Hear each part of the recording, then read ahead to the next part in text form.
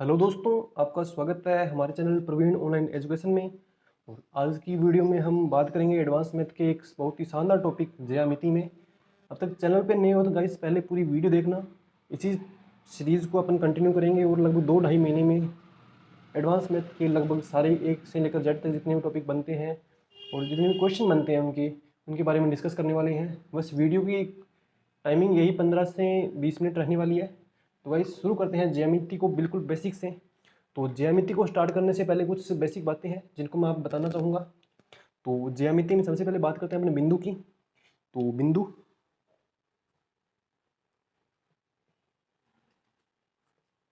अब आप मुझसे ये कहोगे कि बिंदु किसे कहते किसे हैं या बिंदु की डेफिनेशन क्या है। तो निशान, अगर बिंदु को बनाना हो तो बस सीधा पेन या पेंसिल की नोक से बनी कोई आकृति बिंदु कहलाती है। लेकिन इसकी डेफिनेशन देनी हो अपनी को तो ऐसे कहेंगे कि समतल पर बनने वाली एक ऐसी आकृति जिसकी लंबाई चौड़ाई और ऊंचाई ना हो, यानी समतल पर बनी एक ऐसी आकृति जिसकी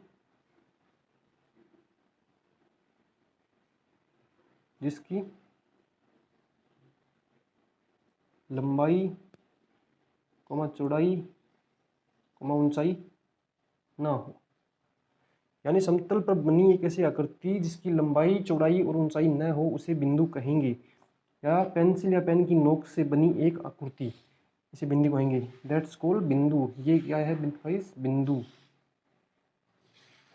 ठीक है, तो बिंदु हो गया। बिंदु के बाद आते हैं तीन चीज, रेखाखंड, किरण और रेखा। क्या आपको तीनों में डिफरेंस पता है? नहीं पता है? क्या पता है? तो जिसको पता है उसको और ज़्यादा अच्छे से पता चलेगा और जिसको नहीं पता है उसको तो पता चलने ही वाला ही है। तो अब बची है तीन चीज़ें। सबसे पहले बात करेंगे हम रेखाखंड की, उसके बाद बात करेंगे अपन किरण की, और उसके बाद बात करेंगे अपन रेखा की। तो इनको तीन अपन कॉलम बना लेते हैं।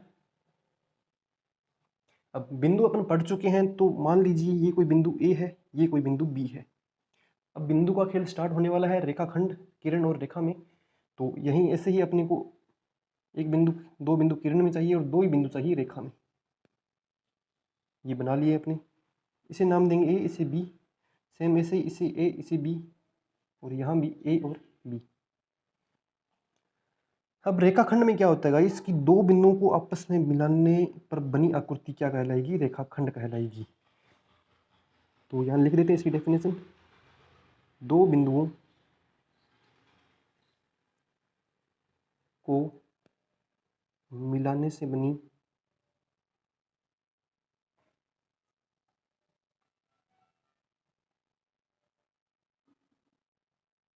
आकृति रेखाखंड कहलाएगी। अब तो किरण की बात करते हैं। बिंदु तो यहाँ भी दो है। तो किरण में क्या होता है ना दोस्तों कि ए और बिंदु बी तो मिलते ही हैं, एक रेखाखंड तो होता ही है। इसमें सिर्फ एक दिशा, चाहे बिंदु ए या बी, एक दिशा में अनंत तक जाती है, यानी उसका कोई आखिरी छोर नहीं होता। चाहे वो ए हो सकता है, चाहे वो बी हो सकता है। यानी इसकी डेफिनेशन देंगे तो क्या कहेंगे? रेखाखंड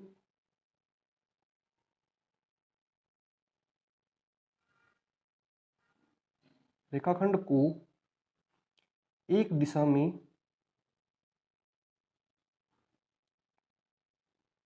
असीमित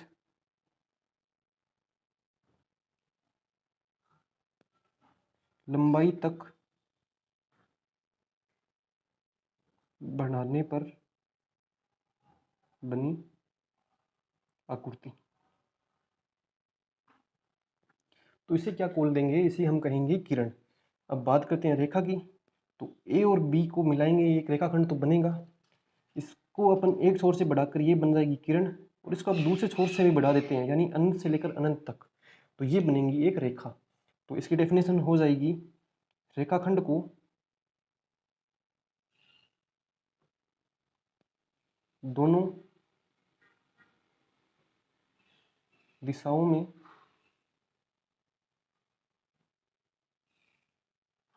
असीमित लंबाई तक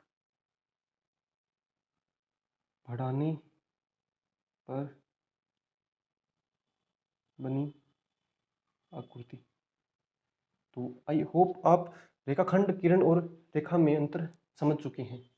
अब बात करते हैं इनके नामकरण की। तो नामकरण,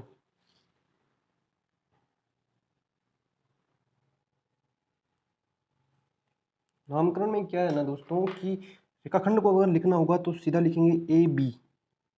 अगर किरण का नामकरण करना होगा तो इसे लिखेंगे ए, और एक दिशा में यह जाती है तो उसके ऊपर एक दिशा वाला तीर। और रेखा का नामकरण करेंगे तो ए बी, और ये दोनों दिशाओं में अनंत तक होती है तो ऊपर निशान भी दोनों दिशाओं में तीर का आएगा। तो ये हो गया इसका नामकरण। अब गाइस एक क्वेश्चन है आपको कि अगर आपसे पूछे कि रेखाखंड, किरण और रेखा में कुल, रेखा के बीच में कितने बिंदु होते हैं, कुल कितने बिंदु होते हैं किरण, रेखाखंड और रेखा के बीच में, तो इसका आंसर तो होगा अनंत। अनंत कैसे होगा मैं आपको बताता हूँ। यह अपना रेखाखंड है ए से बी। इसमें गाइस यहाँ बिंदु हो सकता है, यहाँ हो सकता है, यहाँ हो सकता है, यहाँ हो सकता है, यहाँ हो सकता है, यानी रेखाखंड, किरण और रेखा के बीच में कुल अनंत बिंदु हो सकते हैं। इसको हम ज्ञात नहीं कर सकते, यानी अनंत बिंदु होते हैं। इसमें भी अनंत ही होंगे।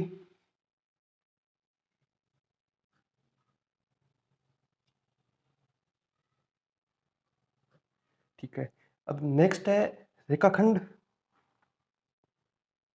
किरण और रेखा की ओनली लंबाई होती है, इनकी चौड़ाई और ऊंचाई नहीं होती। यानी कह सकते हैं, यानी कह सकते हैं कि तीनों की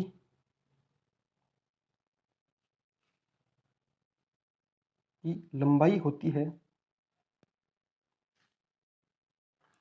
चौड़ाई और ऊंचाई नहीं। ये आप चित्र में भी दे सकते हो। इसकी कुछ ना कुछ लंबाई होगी और इसकी भी लंबाई होगी, इसकी भी लंबाई होगी, लेकिन इनकी न तो चौड़ाई है न ही ऊंचाई है। तो बात करते हैं अब लंबाई की। तो रेखाखंड की लंबाई हमेशा निश्चित होती है, इसकी लंबाई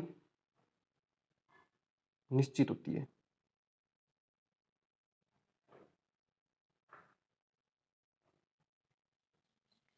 इसकी लंबाई निश्चित होती है, इसका क्या मतलब है? अगर आपने बचपन में, आपको याद होगा कि आपको चित्र बनाने होते थे पेन या प्रकार की सहायता से, इसमें हमेशा लिखा होता था कि रेखाखंड को 4.7 सेंटीमीटर खींचो। यानी इसकी लंबाई निश्चित होती है, जिसे हम ज्ञात कर सकते हैं। अगर आपने यह तो कभी नहीं सुना कि किरण को 4.7 सेंटीमीटर खींचो या रेखा को 4.7 सेंटीमीटर खींचो। अगर आपको नहीं विश्वास है तो आप पीछे किताबों में जाके देख सकते हो। तो रेखाखंड की लंबाई निश्चित है, किरण की लंबाई अनिश्चित है और रेखा की लंबाई भी अनिश्चित है।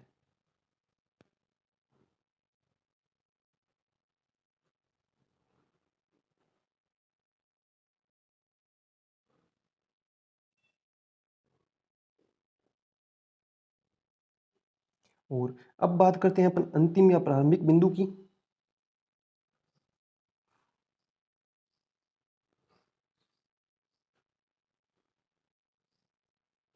अंतिम बिंदु, तो रेखाखंड में हमेशा अंतिम बिंदु दो होते हैं। कैसे होते हैं यह भी बताऊंगा। अगर आपसे पूछे कि रेखाखंड में, रेखाखंड के बीच में कितने बिंदु होते हैं, तो आपका आंसर अनंत होगा। अगर पूछे रेखाखंड के अंतिम बिंदु कितने होते हैं, तो अंतिम बिंदु हमेशा दो होते हैं। ये आपको चित्र से पता चल रहा है, ए और बी। यह अंतिम छोर इसका इस साइड से हुआ, यह अंतिम छोर इसका इस साइड से हुआ, यानी दो बिंदु रेखाखंड पे होते हैं। और अब बात करते हैं किरण की। तो किरण में अंतिम बिंदु या प्रारंभिक बिंदु जो भी कहें अपन, वो होता है एक। तो ये देखिए, ये अपनी है एक किरण, एक साइड से अनंत तक जाती है, इसका कोई छोर नहीं है, लेकिन दूसरी साइड इसका एक, इसे प्रारंभिक बिंदु कह सकते हैं या इसका अंतिम बिंदु कह सकते हैं, इसमें होता है एक।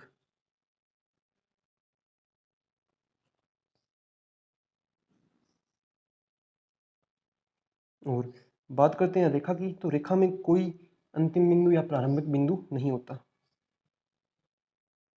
कोई अंतिम बिंदु या प्रारंभिक बिंदु नहीं होता। तो गाइस यह था जियोमेट्री का बेसिक नॉलेज जो मैंने आपको बिंदु, रेखाखंड, किरण और रेखा के रूप में समझाया। अगले क्लास में अपन बात करेंगे समांतर रेखा, प्रतिच्छेद रेखा और उससे बनने वाले कुछ क्वेश्चंस की और उनकी और आगे विस्तार से बेसिक से जो भी आप चाहेंगे उसकी जानकारी मैं आपको अगली वीडियो में दूंगा। अगर वीडियो आपको पसंद आई है और आगे और ऐसी वीडियो देखना चाहते हो तो चैनल को सब्सक्राइब कर लीजिए, वीडियो को लाइक कीजिए और कमेंट करके बताइए कि आपको वीडियो पसंद आई या नहीं आई। और साथ में यह भी बताना कि अगर वीडियो में मैं कुछ सुधार करना चाहूँ तो क्या सुधार करूँ। तो मिलते हैं जल्दी ही नई वीडियो के साथ, तब तक के लिए धन्यवाद।